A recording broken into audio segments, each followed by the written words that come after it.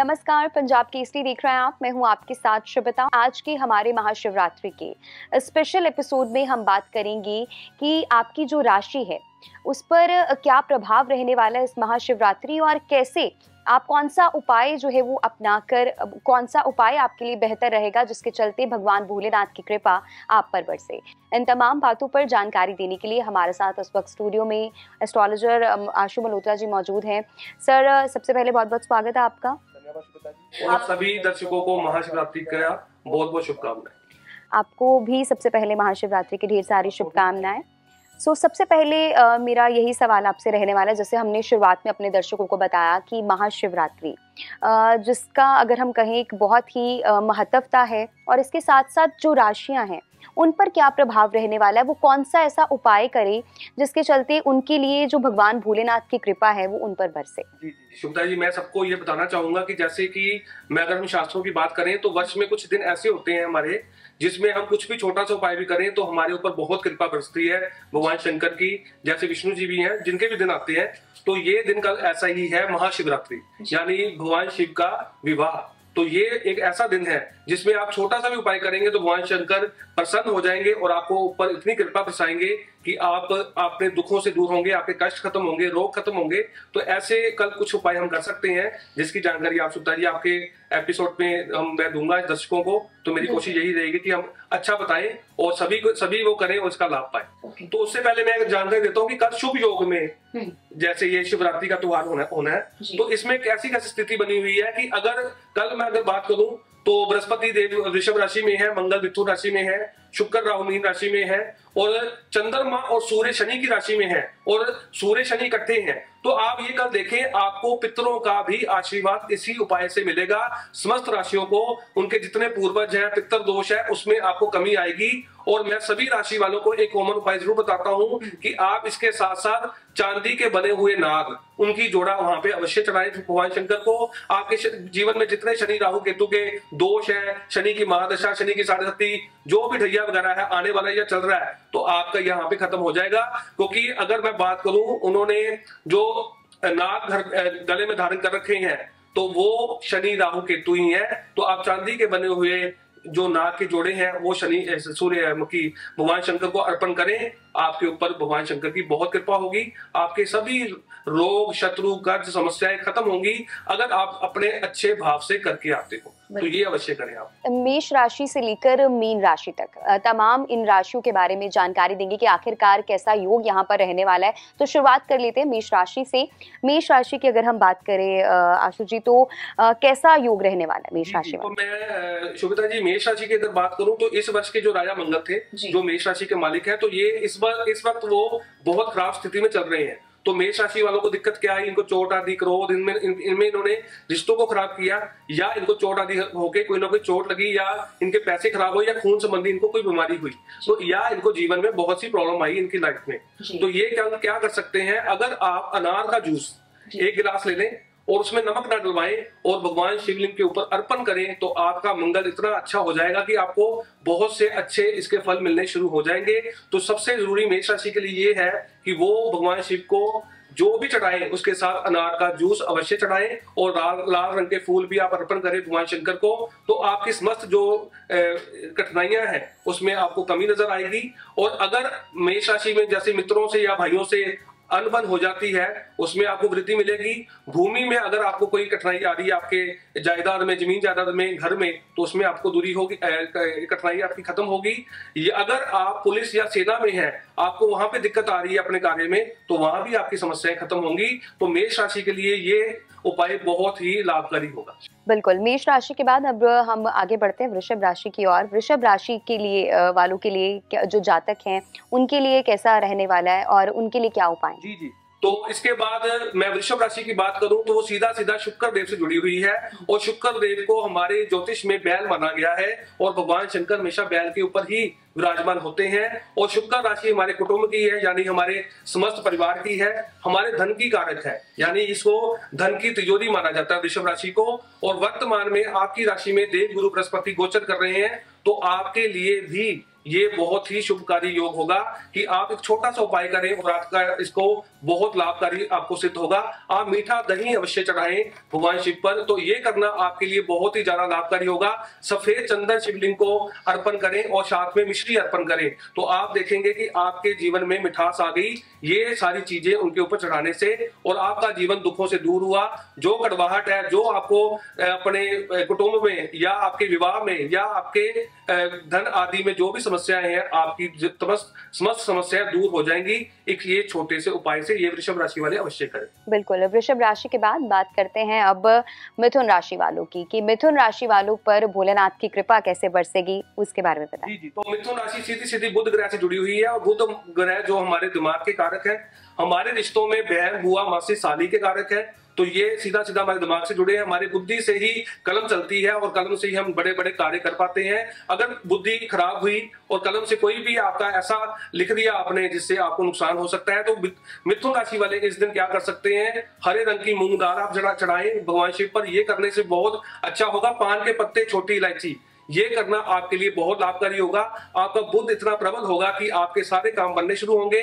आपके रिश्तों में जो भी कड़वाहट है उसमें आपको कमी आएगी, या आपको जो भी नसों में कोई प्रॉब्लम है किसी के, वो दूर हो जाएंगी, और आपकी बुद्धि बहुत प्रबल होकर नेक कार्य करेगी, जिससे आप जीवन में आगे बढ़ जाएंगे। और अगर मिथुन राशि आपकी है और आप बैंकिंग से जुड़े हैं, सीए से जुड़े हैं, या आप मीडिया से जुड़े हैं, तो आप में ये वाला उपाय करके बहुत ज्यादा आगे जाके राइज कर सकते हैं, जिससे बुद्धि प्रबल होकर आपको धन भी देगी, सुख भी देगी, और आप आगे बढ़ते चले जाएंगे। बात कर लेते हैं कर्क राशि वालों की। आशु जी, उन पर जो है वो शनि की ढैया जो है वो यहाँ पर चल रही है, तो ऐसे में उनके लिए खास क्या उपाय है? तो मैं सुविधा जी बताना चाहूंगा कि जो कर्क राशि वो सीधी सीधी चंद्रमा की कारक है, और चंद्रमा भगवान शिव ने स्थापित कर रखे हैं अपने मस्तक पर। और अगर मैं रिश्ते में बात करूं तो शिव जो चंद्रमा है वो भगवान शंकर के सांडू है। हाँ, तो ये सीधा सीधा। और इसके बाद चंद्रमा हमारे जल से जुड़ा है।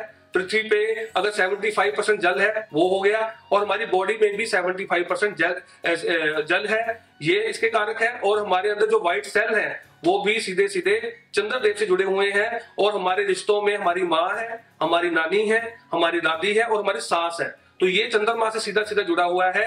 अगर जिसकी कर्क राशि हो, अगर वो इन रिश्तों से अपनी खराबी कर ले या इन रिश्तों का अपमान कर ले, तो शनि का ढैया आपके ऊपर चल रहा है, तो शनि आपको बहुत ज्यादा पीड़ा देते हैं, क्योंकि शनि उन व्यक्तियों के शत्रु बन जाते हैं जो अपनी माँ का अपमान करते हैं या माँ जैसी औरत का अपमान कर देते हैं।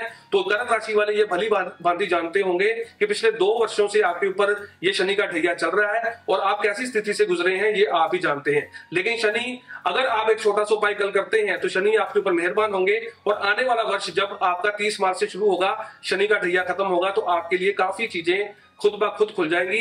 तो आप एक काम जरूर करें कि आप पंचामृत शिवलिंग के ऊपर जरूर चढ़ाएं, जिसमें आप दूध, जल, दही, देसी घी और उसमें आप शहद मिला के पंचामृत बना लें और शिवलिंग जी को अर्पण करें, तो आपकी सारी मनोकामनाएं पूर्ण होंगी। आप चावल अर्पण करें, इससे बहुत अच्छी चीजें होंगी। आप खीर का भोग लगाएं भगवान शिव को, तो ये चीजें आप करने से आप देखेंगे कि आपके ऊपर कितनी कृपा हुई, और चंद्रमा के जितने दोष हैं आपके दूर होंगे, और आपको भगवान शिव के परिवार का आशीर्वाद तो मिलेगा, और आपके रिश्ते जो खराब है उनमें भी स्थिति ठीक होगी, और आपकी मनोकामनाएं पूर्ण होनी शुरू हो जाएगी। बिल्कुल। कर्क राशि वालों के बाद इंतजार जो कर रहे थे सिंह राशि वाले, सिंह राशि वालों के बारे में भी बता दीजिए कि उनके लिए क्या खास उपाय हैं और कैसे भोलेनाथ की कृपा उन पर बरसे। जैसे चौबीता जी आपने बात की थी कि कर्क राशि पे शनि का ढैया चल रहा है, तो आने वाले टाइम में 30 मार्च से सिंह राशि के ऊपर शनि का ढैया आ रहा है, तो इनको अलर्ट होने की जरूरत होगी। तो ये अभी एक उपाय ऐसा करें और अपने जीवन शैली को थोड़ा सा ऐसा बना लें कि आगे शनि आपको खराब ना करे। तो सिंह राशि वालों को मैं ये बताना चाहता हूं कि ये सूर्य की राशि है, इसके मालिक सूर्य हैं, सिंह राशि है। जिनकी सिंह राशि होती है थोड़े से सेल्फ रिस्पेक्टेड होते हैं, ये मान सम्मान को बहुत तवज्जो देते हैं और ये कम बोलते हैं।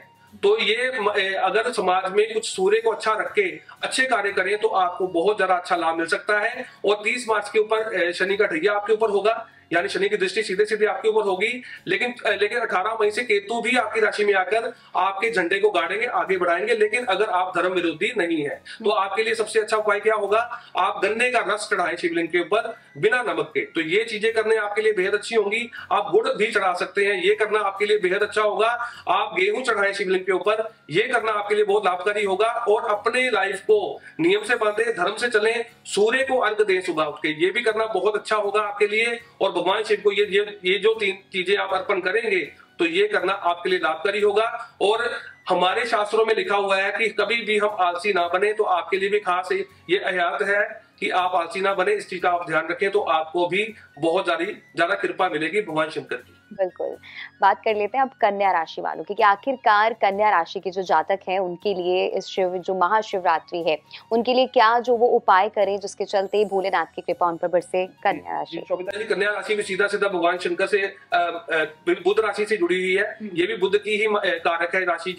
ये भी सीधा सीधा हमें ये बताती है कि हमारा जीवन में फाइनेंस कैसा होगा, हमारे शत्रु कैसे होंगे, हमारे ऊपर कर्ज कैसा होगा, और हम हिसाब किताब कैसा रख पाते होंगे। अगर आपकी कन्या राशि है और आप घर से कहीं निकलते काम करने के लिए लेकिन पहुंचते कहीं और है, तो बुध आपका खराब है। ब्रश करते हुए आपके ब्लड आता है तो बुध आपका खराब है। तो ये चीजें करने से आपका बुध खराब होता है। तो ये कल का आपके पास भी एक दिन है कि आप भी अपना बुध बहुत अच्छे से कर सकते हैं। तो ये करना आपके लिए बहुत लाभकारी होगा। तो आपके लिए भी सबसे अच्छा उपाय यही होगा कि आप छोटी इलायची जरूर चढ़ाएं भगवान शंकर को, क्योंकि बुध की सीधे सीधी वो चीजें वस्तुएं हैं जो छोटी इलायची है। और हरे रंग की सब्जियां चढ़ा सकते हैं आप भगवान शंकर को। तो ये करना आपके लिए बेहद अच्छा होगा। और अगर एक अच्छा उपाय और बताऊं तो आप कम से कम 400 ग्राम से लेकर 4 किलो तक मूलियां ले लें और वो मूलियां शिव को अर्पण करें और उनके जो पत्ते हैं वो गाय को खिलाएं। आपका बुध बहुत प्रबल होगा। आपकी समस्त जो समस्याएं हैं उससे आपको दूरी मिलेगी और आप देखेंगे कि मेरा जीवन सुचारू रूप से चलना शुरू हो गया और आपको बेहद अच्छे इसके फल मिलने शुरू हो। बिल्कुल। तुला और वृश्चिक राशि की ओर आगे बढ़ने से पहले अपने दर्शकों को ये भी बता दें कि इस वीडियो को जरूर आप आगे से आगे शेयर कीजिए ताकि जानकारी जो है वो अधिक से अधिक लोगों तक पहुंच सके। सो अब बारी है तुला राशि की। तुला राशि वाले क्या उपाय करें जो कृपा उन पर बरसे। जी, तो तुला राशि वालों के लिए मैं यही बताना चाहूंगा कि आपके ऊपर भी अगर मैं बात करूं, अगर आपकी तुला राशि है तो पिछले 2 वर्षों में शनि ने जो आपको सिखाया है उसको आप सीख लें ताकि वो आगे जाके भविष्य में आपके काम आए। तो तुला राशि सीधी शुक्र से जुड़ी हुई है और तुला राशि की जो निशानी आप देख ही सकते हैं वो तराजू की तरह है। उसको आपको बैलेंस करके चलना पड़ता है हमेशा। अगर आप बैलेंस नहीं कर पाते तो आप उसमें बहुत ज्यादा पीड़ा महसूस करते हैं। और शनि ही तुला राशि में उच्च के माने जाते हैं और यहाँ पे सूर्य नीच के हो जाते हैं। तो तुला राशि सीधी सीधी शुक्र ग्रह की कारक है। ये आपके वैवाहिक जीवन की कारक है, ये आपके साझेदारी की कारक है, ये आपके व्यापार की कारक है। तो ये आपके अगर व्यापार में कोई भी ऐसी आपको प्रॉब्लम्स आ रही हैं तो आप सीधा सीधा यहाँ पे क्या कर सकते हैं, गाय के दूध की बनी हुई मिठाई आप भगवान शंकर को अर्पण करें। ये बहुत ज्यादा आपके ऊपर लाभकारी होगा। इससे आपको समस्त जो भी आपकी जो पीड़ा है उससे आपको लगेगा कि मेरी वो कमी दूर हो गई है और मुझे भगवान शंकर का आशीर्वाद मिलना शुरू हो चुका है। और आप वहां पे, और तुला राशि सीधा सीधा शुक्राचार्य से जुड़ी हुई है, तो आप वहां पे बैठ के अगर आपके पास रुद्राक्ष की माला है तो भगवान शंकर के मंदिर में जाके आप रुद्राक्ष की माला से ओम नमो शिवाय का जाप कर सकते हैं। या भगवान शंकर का एक मंत्र है, ओम तत्पुरुषाय विद्महे महादेवाय धीमहि तन्नो रुद्र प्रचोदयात्। इसकी एक आप माला करें और आप चमत्कार देखें कि भगवान शंकर आपके ऊपर कितनी कृपा करेंगे, आपके समस्त जो भी दुख है उनको दूर करेंगे। बिल्कुल। बारी अब वृश्चिक राशि वालों की। वृश्चिक राशि वालों की कर्क राशि वालों की तरह शनि की ढैया उन पर चल रही है, तो ऐसे में उनके लिए क्या खास उपाय रहेंगे जिसके चलते किसी भी तरह की जो अड़चन है वो ना आए। तो जो मैं आपको ये सुविधा जी आपने बहुत अच्छा ये पूछ लिया कि वृश्चिक राशि के ऊपर भी शनि का ढैया है और यहाँ पे चंद्रमा नीच के होते हैं और ये कुंडली में 8वां घर है, ये शमशान से साथ जुड़ा हुआ है।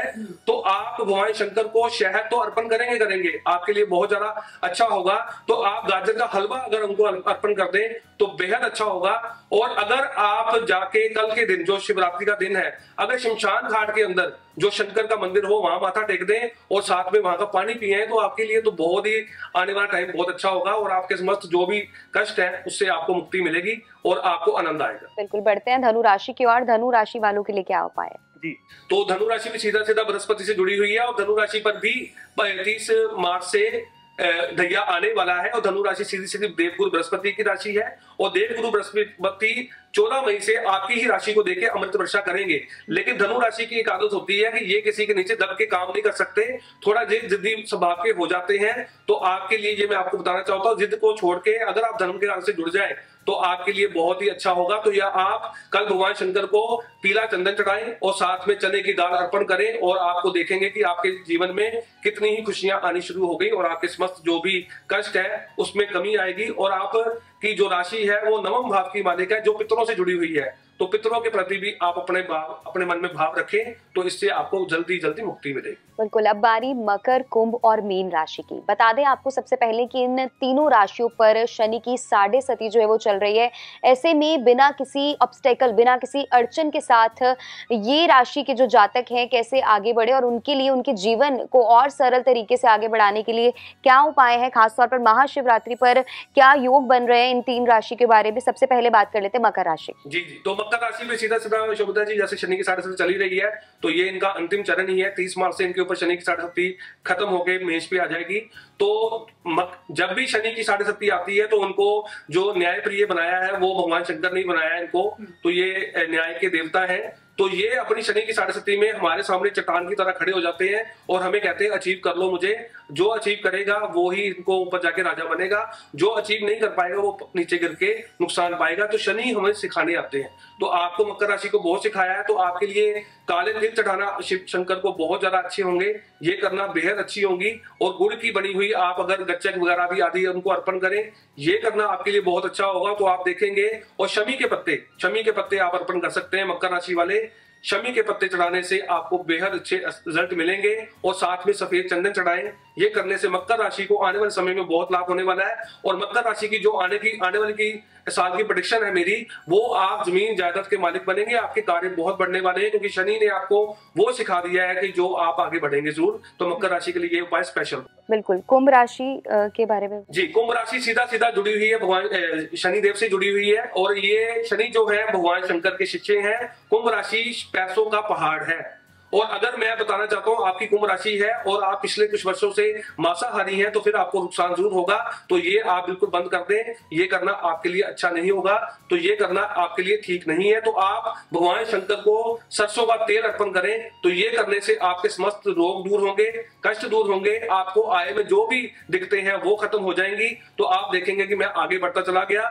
ये जो उपाय मैंने आपको एक चीज बताई है, बाकी आप कॉमन चीजें भगवान शंकर को जरूर अर्पण करें, लेकिन राशि के अनुसार जो मैंने आपको चीज बताई है वो भी आप साथ अवश्य ले जाएं, तो आपको लाभ हो। बिल्कुल, मीन राशि और हमारी ये जो आखिरी राशि है इसके बारे में भी जानते तो मीन राशि सीधा सीधा देवगुरु बृहस्पति की है। ये 12वें घर की मालिक है, जिसको आसमान बोलते हैं, हमारे खर्चों का घर बोलते हैं, यात्राएं बोलते हैं। तो आपके लिए अगर भगवान शंकर को आप भी अगर पीले रंग की वस्तुएं चढ़ाते हैं, तो ये करना आपके लिए बेहद अच्छा होगा। तो ये करने से आपको कितने ही आपके जो समस्याएं हैं, खर्चों में जो बढ़ोतरी है, या आप किसी जगह जाना चाहते हैं वहां नहीं जा पा रहे, जैसे विदेश में या कहीं घूमने या धार्मिक स्थान में नहीं जा पा रहे, तो कल से ही आपके रास्ते खुलने शुरू हो जाएंगे। तो भगवान शंकर को आप बेसन की जो मिठाई बनी होती है वो अर्पण कर दें, आपके ऊपर बहुत सी कृपा होनी शुरू हो जाएगी।